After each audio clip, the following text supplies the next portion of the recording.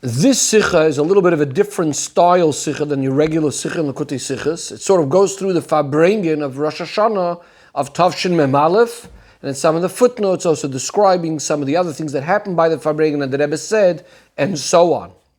So the Rebbe actually started off by the Farbrengen by first washing his holy hands for the meal, as was customary before the end of every Yom Tov. The Rebbe said to announce that those people that didn't wash yet should wash now. The Rebbe said that people should say l'chaim before Shkia. And then the Rebbe asked whether there's still any stragglers. And finally, the Rebbe started the Sicha by saying that on Atem nitzavim hayom kulchem lefnei Hashem lekeichem, on the pasuk that says you are standing all in front of Hashem your God. The Alter Rebbe says that the word hayom is a reference to Rosh Hashana, and that nitzavim lefnei Hashem lekeichem, we're all standing in front of Hashem in a way of kulchem, all of us together. That means all the Yidden, from the leaders down to the wood choppers, the water carriers, and all the levels in between, are all standing in a way of kulchem, which, as he explains, means la'achadim k'echad, we're all standing united. The Rebbe says, this idea of nitzavim hayoim kulchem is really done milamayla. That's what Hashem is sort of making us stand in front of Hashem Elokeichem. As Chassidus explains on the word nitzavim, that it's the lashon nifal, which means something is being done to us. Yidden are being set up or being stood up by Hashem. But of course, there's always the idea that a person has to also have his own input. In the language that the Rebbe often uses, based on a Gemara, there needs to be the concept called kav shaloi. There's a Gemara that discusses that a person would rather have one little measure of his than 9 measures of chaveiroi, of his friend. And in this context, what the Rebbe is saying is that we need to have the kav shaloi, we need to have our own little bit of avodah, even though it may be so small compared to what Hashem is going to do. There needs to be that one little measure of our own avodah. But when we do that measure of our avodah, we also get the 9 of chaveiroi, of our friend, which again in this context refers to Kavayachal Hashem himself. The Rebbe brings a Rashi in Masechta Shabbos on the pasuk, Re'acha v're'a avicha al taziv, do not forsake your friend, your father's friend. Rashi says this refers to Hashem. Hashem is considered your friend. So too over here, when we say about the Tisha Kabim Shel Chaveiroi, it refers to Hashem. So we have our one little kav, one little measure that we do, but together with that, we get also the 9 of Hashem, which altogether we then have these 10 kavim, the full set of 10 measurements. Now, when we speak about our avodah, so there's what Hashem does and there's what we do. So simply, number one, it starts off with the fact that Yidden are the one that sanctify the day of Yom Tov. We say in our davening, in our Kiddush, our Rosh Hashana, we say Mekadesh Yisrael v'Yom Hazikaron, because in order for Rosh Hashana to become holy, it first starts off with Yidden making this day Rosh Chodesh, the beginning of the month, and therefore Rosh Hashana. So it starts off with the Kedusha that the Yidden put into this day. In addition to this, by the actual fact that Yidden get together k'ish echad b'lev echad, when we get together united for one purpose and one idea, then we add to the nitzavim hayoim kolchem, to addition what Hashem is doing, making us stand in front of Hashem. We also add by us standing in a united form, in a united way. Especially, says the Rebbe, when we connect this get together with a davar gashmi, with a physical item which becomes part of our flesh and blood, especially when we take this davar gashmi, this drink, and we say l'chaim on it, which then, as the Razal say, g'doylo legimo shemekareves, that when we have food or drink together, it brings people closer together. Especially, says the Rebbe, that it's connected with a Yom Tov, with Rosh Hashana, regarding which it says, chedvas Hashem hi ma'uzchem, that the joy of Hashem is your strength. So, and as the pasuk says, that on this day of Rosh Hashanah we have to be drinking sweet things, in addition to ichlu mashmanim, eating fatty foods. Especially, says the Rebbe, that year was a year of Hakel, so it's a Rosh Hashanah of Hakel. And the Rebbe says that the idea of Hakel really starts already by Rosh Hashanah of the year. The pasuk says, Mikate Sheva Shana, at the end of 7 years, after the Shemitah year, comes the year of Hakel. Now that, of course, starts right away by Rosh Hashanah, even though technically the actual Hakel is going to be on Sukkot, but it starts already on Rosh Hashanah. The Rebbe explains, Chassidus tells us on the pasuk, Bakese liyoim chagenu. Now this is a pasuk generally referring to Rosh Hashanah, but the pasuk is Bakese liyoim chagenu, which Chassidus explains as follows. Chagenu, the Yom Tov is referring to Sukkot. Bakesel Yom Chageinu means that Rosh Hashanah, we already have all the things that are going to happen on Sukkot. In a concealed state, we have them already on Rosh Hashanah. So the Rebbe says the same thing is true in regards to Hakel. That yes, it's going to be on Sukkot, but already on Rosh Hashanah, it's Bakesel, it's already there in the potential or in a hidden state. And therefore the Rebbe says everyone should say L'chaim on wine, and to make sure that it should be done before Shkia, because again, as pointed out in the footnote, the Kviyas that year was Thursday, Friday, so this Fabrengen is happening Friday just before Shkia, after which time one would not be allowed to eat and drink. So the Rebbe said we should say L'chaim on mashke, on a liquid, even better, more so on yayin, on wine, which as the pasuk says, Mesameach, it brings joy to Elokim, va'anoshim, to Hashem and to people, and therefore it's connected with tremendous simcha, and that it becomes damu basar k'psari, it becomes part of our flesh and blood. Especially, says the Rebbe, that this idea, when he said it's connected with Rosh Hashanah, it's Hakel, and we're also doing this in a shul which is called a Bayis Godol. The Gemara explains that a shul is called a Bayis Godol because it's a place where we magnify Torah, there's Shiuri Torah, and there's Makom Sheba Gadlim by Tefillah, we have davening there. V'Hiratzin concludes that this part of the Sicha, that this should accomplish all of the inyanim that these sort of activities are supposed to accomplish. Again, in the footnote, it's pointed out that at this point of the Fabrengen, the Rebbe said to sing the Nigunim of the Rabbeim. First of all, the Nigun of the Shalish Tanuas, the Rebbe specifically mentioned the names of the Baal Shem Tov, the Mizritcher Magid, and the Alter Rebbe. To then sing the Nigun of the Alter Rebbe. When they started singing Avinu Malkeinu, the Rebbe said that Shabbos, and including already from Mincha before that, we don't say Avinu Malkeinu. So instead they sang a Nigun from the Alter Rebbe called Likrat Shabbos. The Rebbe said to sing a Nigun of the Mittel Rebbe, of the Tzemach Tzedek, of the Rebbe Maharash, of the Rebbe Rashab, of the Frierdiker Rebbe. They sang the Beinani, and finally they sang the Rebbe's Nigun of Ata v'Chartanu, at which point the Rebbe said to sing a Nigun preparing for a Maimer, and the Rebbe then went ahead and said a Maimer on the word Zeh HaYom Tchilas Ma'asecha, and the next part of the Sicha, the Rebbe now also focuses on these words. So the Rebbe says, this idea of Zeh HaYom Tchilas Ma'asecha, we say Rosh Hashanah is the beginning of Hashem's creation, but the term is used Zeh. Chassidus explains that there's a difference between when we say Zeh, pointing to something and saying this is it, or the word Koi. It's something like this. This is one of the topics that were discussed in that Maimer that the Rebbe said. So the Rebbe said this idea is generally discussed in many places in the Maimarim of the Tzemach Tzedek. In addition to that, it's also discussed in the notes and in the explanations that are in parentheses and brackets in Likutei Torah, which also speak about this idea, which are apparently from the Tzemach Tzedek as well. And the Rebbe says that Rosh Hashanah, this day of Zeh HaYom Tchilas Ma'asecha, has a special connection with the Tzemach Tzedek, whose Yom Haledes is on Erev Rosh Hashanah, and whose bris was in the days between Rosh Hashanah and Yom Kippur. The Rebbe said, we discussed in the previous Fabrengen, the Rebbe is making reference over here to the Fabrengen of Erev Rosh Hashanah, that when the Tzemach Tzedek was born, his grandfather, the Alter Rebbe, said that a Maimer on the words Mashbi and Oiseti Tzadik, that before a child is born, an oath is administered for him to be a Tzadik. Later, this Maimer actually became the first to be Prokim of Tanya. Says the Rebbe, this idea of Mashbi and Oiseti Tzadik, which is generally, of course, connected to the idea of a birth, in this case the birth of the Tzemach Tzedek, because Mashbi and Oiseti Tzadik happens by the Yiddish child before he's born and comes out into the Avir Ha'olam, into the world. The Rebbe says that the idea of birth and the birth of the Tzemach Tzedek and this idea of Mashbi and Oiseti Tzadik is also very much connected with Rosh Hashanah. Because Rosh Hashanah, Adam HaRishon is created. Adam HaRishon being created is similar to every Yid's neshama coming down into a physical body and being born. So this is true regarding every person, and specifically every Yid, because as we know, Yidden are called Adam, similar to Adam HaRishon. Atem, Kruyin Adam, Yidden are called Adam. And as the Mishnah says, that every single person is a Olam Malay, is considered an entire world, just like Adam HaRishon. Adam HaRishon is created alone. Furthermore, the reason why he's created alone is so that we know that every single Yid is an Olam Malay, is a complete entire world. That's why Adam was created thousands of years ago as one man. So this emphasizes even more the connection between Adam HaRishon being created on Rosh Hashanah and really the birth of every single Yid. Says the Rebbe, since every single year, in the time of Rosh Hashanah, Niskarim V'Nasim, when we remember the things that happened on the first Rosh Hashanah, it's really being repeated now again. All of these things are happening again like Rosh Hashanah on the first time, including the fact that Adam Rishon is created on Rosh Hashanah. So therefore it's understood that Rosh Hashanah of every single year is also the birth of every individual Yid.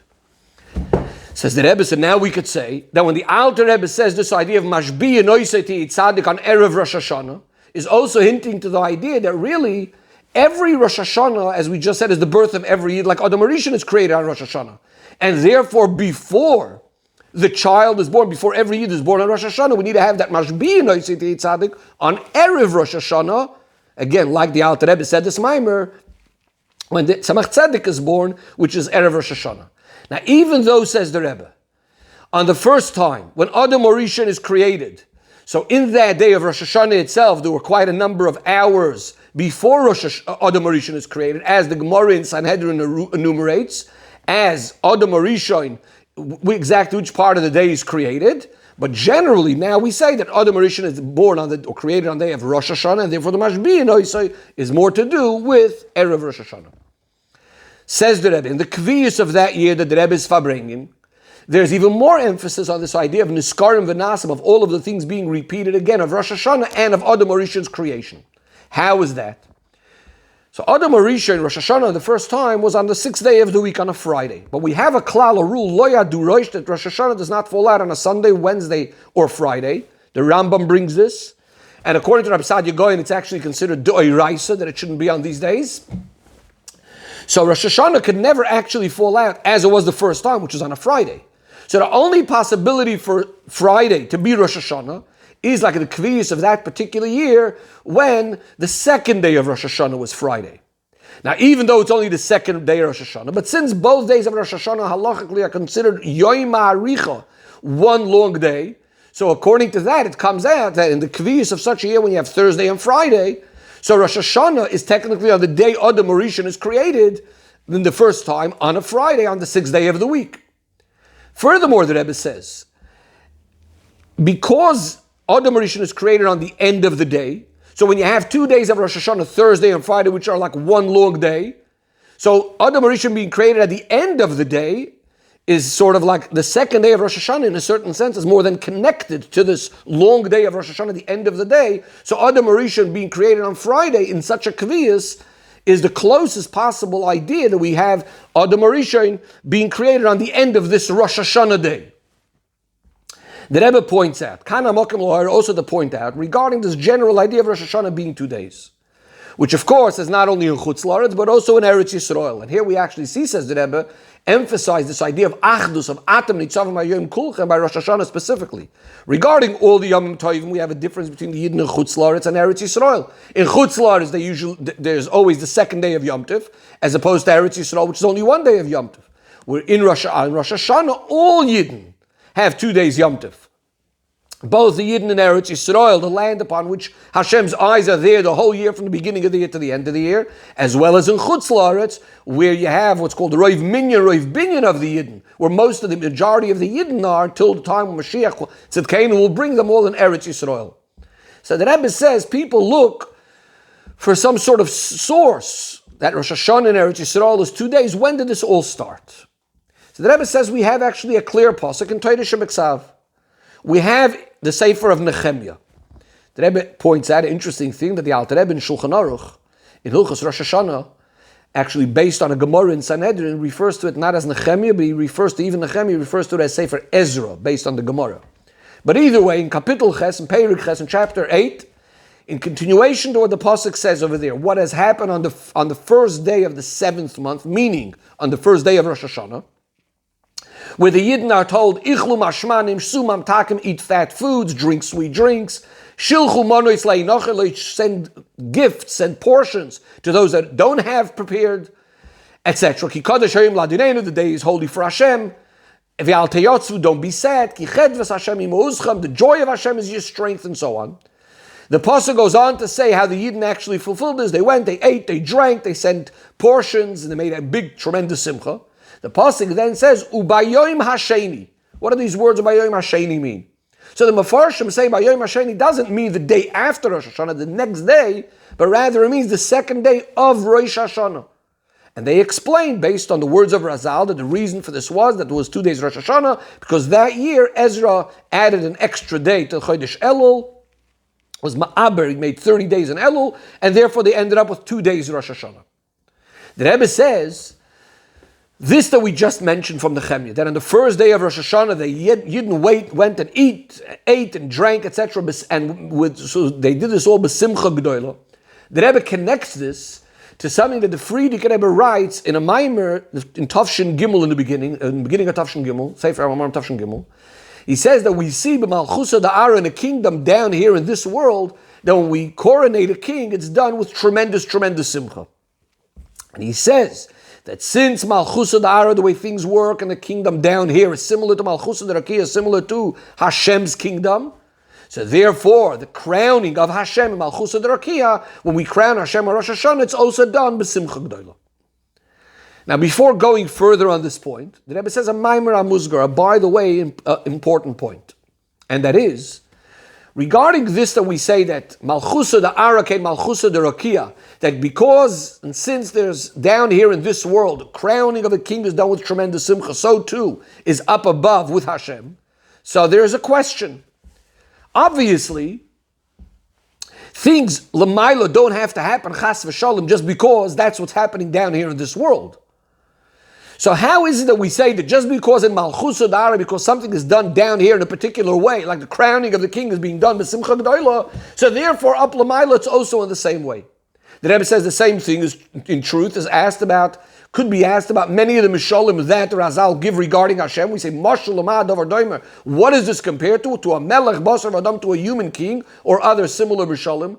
How is it that we could say that we could know something that's happening up above by Hashem because that's the way it's happening down here? The Rebbe says we asked the same question also regarding a Mashal that the Mizritcher Magid gave regarding a father. So first we spoke about a king, now we speak about a father. Then we say that just like by a father down here, he has in his mind engraved the image of his son, in a similar way is by Hashem, that the neshamas of the Yidden are engraved in Hashem's thought, kavayachol. With the difference that the Mizritcher Maggid explains, that by the mashal, by a father, a human being, so obviously someone that didn't have a child yet, you can't say that he has the child already engraved in his mind. Whereas by Hashem, even before the Yidden are created, they're already in Hashem's mind, because Hashem, past and future, it's all exactly the same. So how do all these Mishalim work? Why are we comparing it to things down here in this world? So the Rebbe says the explanation is that obviously it does not mean that because something is down here in this world, that's why it has to be like that up above. It actually works the other way around. It's when we see something down here, that just shows us, that's a proof to the way things are going to be, the way things are above. As the Rebbe explains, that because things happen in a certain way, l'mayla, it's as a result of that, it's a hishtalshlus from that. That's the way it happens down here. In other words, up there, that's the source of the way things happen. And as a result of what's happening, l'mayla, that's why it happens down here in a similar way. So when we want to know something that's happening up above, we look the way things are happening down here, and that gives us some sort of understanding of how things are happening up above. And the same thing says the Rebbe is regarding all these mishalim. The pasuk says, "Mepsari echaz elakaf." My own flesh, I could perceive, I could see Hashem, I could see godliness. And the reason for this is because Hashem wants that the matters of Elikus, the matters of godliness, shouldn't just be in a way of emunah, of faith, but that we should be able to see it, we should be able to perceive it, we should be able to understand it. This is why Hashem made that we have the Mishalim down here in this world, that we can look at it and understand things the way they are l'mayla. The Rebbe says, we know that the Rambam, when he speaks about the knowledge of Hashem, he doesn't use the term lahamin in the mitzvah, he says leida, to know. And the Rebbe adds, the Rebbe says this is also the beer in what the Tzemach Tzedek says in his Sefer HaMitzvahs. Tzemach Tzedek says, how can we be discussing emunah in Hashem being a mitzvah if emunah is just the basis, introduction for all the mitzvahs? How can you be commanded to have the emunah? It's once you have the emunah, now you can be commanded about something.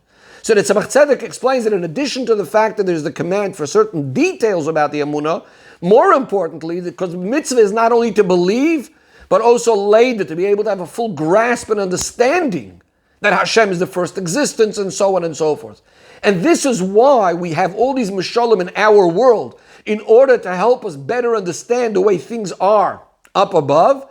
Again, as the expression is, Mipsari echzel lekasa, that if my own flesh I could perceive, I could understand matters about Hashem up above. The Rebbe says so too when we speak about the person down here, Lamata. We say Adama le'elyon is compared to above. And that's why when we look at a melech, at the king down here, we say it's similar to the way things are kvayochel by melech malchei hamlachim HaKadosh Baruch Hu. When we look at a father down here, we say this is kvayochel, a marshal to the way things are by Avinu Sheba Shamayim, by our Father in heaven. So getting back now to the point that it says in Sefer Mamorim Tafshin Gimel from the Friedrich Rebbe, well, the fact that we see that the Achtoras HaMelech, that the crowning of the king is Malchusa Da'ara down here, it's Besimcha Gdoila. So from this we know that the crowning of Hashem is also Besimcha Gdoila. And that's why, again, Rosh Hashanah is associated with this tremendous simcha. The Rebbe says this is all was a Maimer HaMuzgar, by the way, just clarifying this point. But getting back now to the original Pasuk in Nehemiah, where we say that on the first day of Rosh Hashanah, the Yidden went and ate, and were with tremendous simcha, etc. The Pasuk then discusses the second day of Rosh Hashanah. And the Pasuk says, what happened on the second day of Rosh Hashanah? So, on the second day of Rosh Hashanah, the heads of the families of the Yidden, the Kohanim, the Leviim, all come to Ezra HaSofer to learn, to understand, to find out what says in the Torah. And they find what says in the Torah that Hashem commanded Moshe that the Yidden should sit in the Sukkos, on Sukkos, on the seventh, and the Yom Tov in the 7th month. Ezra tells the Yidden to publicize in all of the cities and in Yerushalayim, Tzu'u Ahar, go out to the mountains, and bring to me the branches of olive trees, of oil trees, oil-producing trees producing oil, branches of the hadassim, of the tumarim, of the dates, of the hadassim, all for the Yom Tov of Sukkot. This is going to be both for the building of the Sukkah as well as for the Daled Minim, as the Mefarshim explain over there. Again, on a side note, the Rebbe points out that we had over here the expression where he says to them, Tzu'u hahor, go out to the mountain. And the Rebbe is going to compare this to another pasuk. In Chagai, there's a pasuk that in the 6th month, in the month of Elul, B'yom Echad LaChodesh, on the first day of the month, Rosh Chodesh Elul, the Eibishter says, with a way of a question, a way of a wonder, what's going on over here? Are the people saying that it's not time to build a Beis HaMikdash yet? And he says, the Eibishter gives a command, Alu Hahar, go up to the mountain and bring the wood to build a Beis HaMikdash. The Rebbe says this is more discussed in the Fabrengen of Rosh Chodesh Elul, so a month earlier. So in our pasuk it says, Tzu'uahar, go out to the mountain. There it said, Aluahar, go up to the mountain. And the Rebbe over here explains the difference. The Rebbe says it's a simple difference. In Chagai, when we're speaking about the time before the Beis HaMikdash was built, and now we need to go out to build the Beis HaMikdash, so the Rebbe says, that's why it says Alu, because it's a state of Aliyah, going up from the previous state before the Beis HaMikdash was built to a state where the Beis HaMikdash is being built. And that's why the expression is Alu, go up to the mountain. Whereas in Nehemiah, when we're speaking about a time when there is the Beis HaMikdash already, as it says in the Psukim, and that's why the expression is Tzu'u, go out to the mountains. Now, we're speaking about Rosh Hashanah. So even though on that day, on the second day of Rosh Hashanah, of course, the Yidden are not fulfilling the mitzvah of Sukkah practically yet, but since they're already making the hachlata, they're deciding ready to fulfill the mitzvah, to fulfill what Ezra told them, to go out to the mountain. So machshava toiva, HaKadosh Baruch Hu mitzvah l'maisa, a good thought, Hashem counts it already, joins into the action. And therefore, when you have that machshava toiva, that decision that they're going to do it, that already ensures that it's also going to come down into maisa b'poil practically. The Rebbe says furthermore, we know there's a pasuk that speaks about the Korban Pesach. The pasuk says, "Vayelchu vayasu b'nei Yisrael kasher tziva Hashem es Moshe ve'Aaron." So in regards to Korban Pesach, so Rashi says, how could this be? The command for the Korban Pesach in Mitzrayim was on Rosh Chodesh Nisan. So what does it mean they went and they did what Moshe and Aaron told them? So the answer is, because they accepted to do it, it's already counted. Hashem counts already as if they did it. So the pasuk says, "Vayasu," not as if, that they actually did it to such a strong extent. From this we understand also, says the Rebbe, from the achlot of the Yidden back then on the second day of Rosh Hashanah, in regarding to the mitzvah of Sukkah, that already then it's counted as if they went and practically did it already. Then the pasuk goes on and speaks about how the Yidden actually fulfilled the mitzvah of Sukkah. It says, "Vayetzu," the people went out, they went and they they brought the wood, they made the sukkahs, each person on their roofs and their courtyards. Ubechatzrois beiso elikim, in the courtyard of Hashem's house. We're going to be discussing these words a little bit more in a moment as well. Uberchoiv Shar Hamayim, by the gate of the water. Uberchoiv Shar Ephraim, the street of the Shar Ephraim. And vatehi simcha gdoilan mo'odin, was a tremendous simcha. And as it says in the pasuk, that this was such a tremendous simcha that from the time of Yehoshua ben Nun there was never such a great simcha. Now the Rebbe points out, in connection to what we just said, that they made sukkahs on their roofs and their courtyards, and also in the courtyards of Hashem's house. So it says in Shuvas HaGoinim that a question was brought up whether a sukkah needs to be made in a shul. Now, l'chatchila, the idea was, the havamina, the initial thought was that you don't have a sukkah in a shul, because a sukkah is teishvu kein taduru. We have a sukkah similar to the place where we live, like our own houses, as opposed to a shul, which is not really the place where we live. But then in the Shuvas HaGoinim it goes on to say that no, we do make a sukkah in the shul for the guests that come, as it says over there, brings over there that in Baghdad, where many of the Go'onim lived, they made sukkahs in their shuls. And the proof is brought from our pasuk over there, that in the Beis HaMikdash, there was a sukkah, as the pasuk says in Nehemiah, Vayas Lahem sukkahs, that they made sukkahs in all these different places, including Bechatzrois Beis HaElokim, and in Shuvas HaGoinim it actually concludes, V'chein minig Yisrael, that that's actually what the minig of Yidden is. The Rebbe says, from all of the above mentioned, from this whole thing, the way it's described in Sefer of Nehemiah, and from the Shuvas HaGoinim with all the details that we just spoke about, the Rebbe says we could take out a number of different Muslim, a number of different ideas. But the Rebbe says, Tzarech iyum, because in the meantime I didn't find this in Sfarim.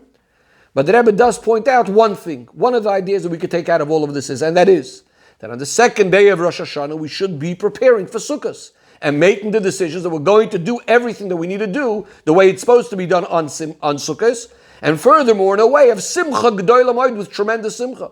Especially, as we said before, and this explained in Chassidus, that in Rosh Hashanah, all of the inyanim of Sukkot are there already, but in a way, Bekesa, it's concealed, but it's all there already.